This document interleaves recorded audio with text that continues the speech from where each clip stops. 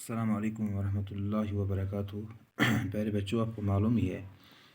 کہ جو نویں جماعت کے جو طلباء و طالبات ہیں، میری ان سے مؤدبانہ گزارش ہے کہ وہ اپنے درس کتاب کا صفحہ نمبر 12 اپنے سامنے رکھیں۔ یہاں پر ہمارا جو مضمون ہے انسان کامل، یہاں تک ہم نے پڑھا ہے کہ رسول پاک صلی اللہ علیہ وسلم نے بچپن میں بہت سارے مصائبوں کا سامنا کیا۔ ابھی ماں کے بطن میں تھے کہ والدہ ماجدہ اس دنیا سے رخصت، والد صاحب اس دنیا سے رخصت ہو گئی۔ ابھی 6 سال کی بھی نہیں تھے کہ شفیق ماں کا سایہ سر سے اٹھ جاتا ہے۔ اس کے بعد 2 سال بعد دادا جان بھی اس دنیا سے چل بسے۔ اسی خدا کو یہ دکھانا مقصود تھا کہ اس کے پالنے والے اس کی عزیز نہیں، اس کی اقارب نہیں، بلکہ قدرت الہی خود ہے جو کسی خاص مقصد کے لیے اس کی تربیت کر رہی ہے۔ پھر ایک چچا کا دم باقی تھا،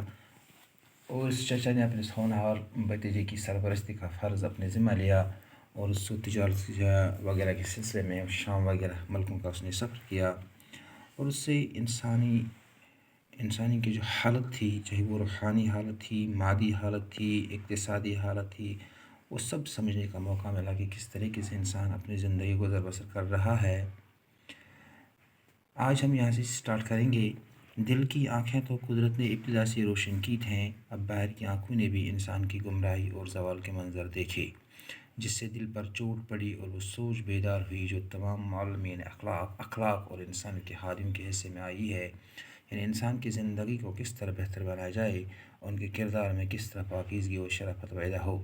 یعنی اللہ تعالیٰ نے ابتدا سے، یعنی اللہ تعالیٰ نے اس کو نور سے پیدا کیا تھا، اس کا دل پہلے ہی اللہ تعالیٰ نے تمام برائیوں سے پاک و صاف کیا تھا، روشن کیا تھا۔ آپ کو معلوم ہی ہے جب وہ جو اس کی بیوی حلیمہ تھی،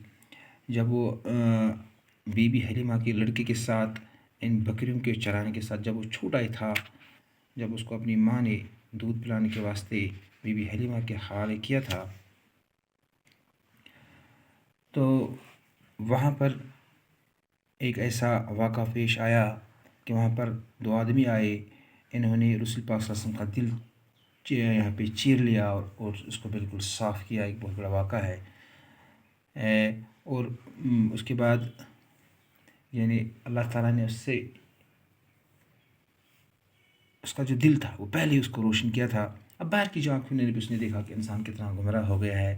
اتنا انسان کتنا یہ جو حیوان سے بھی بدتر زندگی گزر بسر کر رہا ہے، اس کو اس کے دل پر یعنی ایک احساس بیدار ہوا، وہ احساس جو تمام اخلاق کی تعلیم دینے والوں کے حصے میں آتی ہے، یعنی انسان کس طرح بہتر بنایا جا سکے، کس طرح انسان سوزی کی جا سکے، کس طرح انسان میں انسانیت پیدا کی جائے، اور اس کے کردار میں کس طرح پاکیزگی ہو، اس کے کردار میں کیسے شرافت ہو۔ یہ انسان کا مدعا مقصد ہے، یعنی کس چیز کے لیے خالق کائنات نے اس کو یہاں پہ بنایا ہے، یعنی وہ اپنے آپ کو پہچانے۔ وہ جب اپنے آپ کو پہچانتا ہے تبھی جا کے وہ خدا کو بھی پہچان سکتا ہے، یعنی خدا کو پہچاننے کے لیے اپنے آپ کو پہچانا ضروری ہے، اور اپنے آپ کو پہچاننے کے لیے ضروری ہے اپنے آپ میں انسانیت لانا ضروری ہے، اپنے کردار میں پاکیزگی لانا ضروری ہے، اپنے کردار میں شرافت کو لانا ضروری ہے۔ لیکن یہ زمانہ تیاری کا تھا، سیرت کے نقوش کو تربیت دینے اور اجاگر کرنے کا تھا، دنیا کو دیکھنے اور انسانوں کو برتنے کا تھا۔ ابھی اعلان کا پیغام پہنچانے کا وقت نہیں آیا تھا، لیکن یہ تیاری کا تھا۔ اس کی جو سیرت تھی، کردار، افعال، تمام گفتار، یعنی تمام چیزوں کو بھی اس کو ایک نقش دینا تھا، دنیا والوں کو دکھانا تھا کہ کس طریقے سے زندگی گزاری جاتی ہے۔ انسانوں کو برتنے کا موقع تھا، یعنی ابھی رسول پاک صلی اللہ علیہ وسلم کو اپنی پیغمبری کا اعلان کرنے کا موقع نہیں آیا تھا، ابھی اس کو دنیا کو دکھانا تھا پریکٹیکل۔ 40 سال کی عمر تک دنیا والوں کو دکھائے کہ امانت داری کس کو کہا جاتا ہے، یہ جو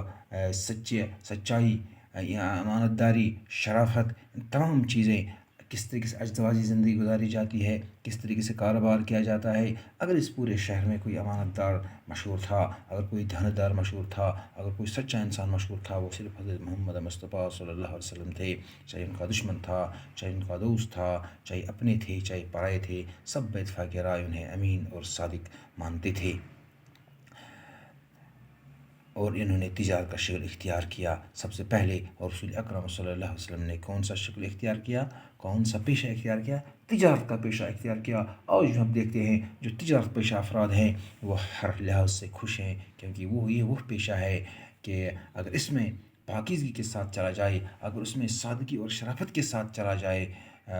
تو انسان اس میں سب سے زیادہ خوش ہوتا ہے، خوش رہتا ہے، اس سے مفید تجربے بھی حاصل ہو سکتے ہیں۔